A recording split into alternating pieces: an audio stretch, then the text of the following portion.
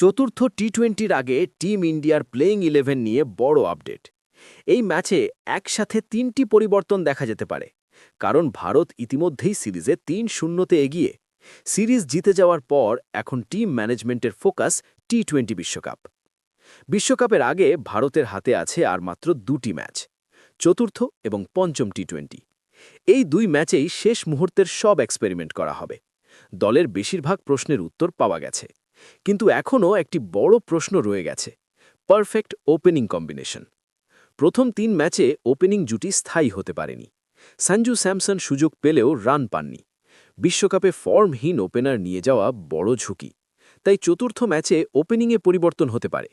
অভিষেক শর্মার সঙ্গে ওপেনিং করতে পারেন ঈশান কিষান। অভিষেক ইন ফর্মে রয়েছে। ঈশান পাওয়ার প্লেতে আক্রমণাত্মক ব্যাটিং করতে পারে। এই জুটি সফল হলে ওপেনিং সমস্যার সমাধান হয়ে যাবে। ওপেনিং বদল হলে মিডল অর্ডারেও পরিবর্তন আসবে। সঞ্জু স্যামসনের জায়গায় দলে ঢুকতে পারেন শ্রেয়াস আইয়ার। তিনি 4 নম্বরে ব্যাট করতে পারেন। বিশ্বকাপের আগে ব্যাকআপ ব্যাটারদের ম্যাচ প্র্যাকটিস দেওয়া জরুরি। সেই কারণেই আইয়ারকে সুযোগ দেওয়া হতে পারে। অলরাউন্ডার বিভাগেও পরিবর্তনের সম্ভাবনা। শিবম দুবেকে বিশ্রাম দেওয়া হতে পারে।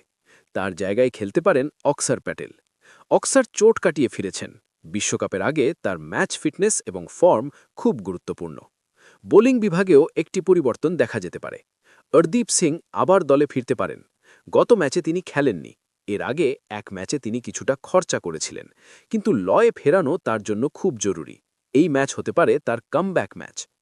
এই 3 পরিবর্তন হলে ভারতের সম্ভাব্য প্লেইং 11 হতে পারে এমন: অভিষেক শর্মা, ঈশান কিষান, সূর্যকুমার যাদব, শ্রেয়াস আইয়ার, হার্দিক পান্ডিয়া, রিঙ্কু সিং, অক্সার প্যাটেল, হর্ষিত রানা, রবি বিষ্ণোই, অর্দীপ সিং, জসপ্রীত বুমরা।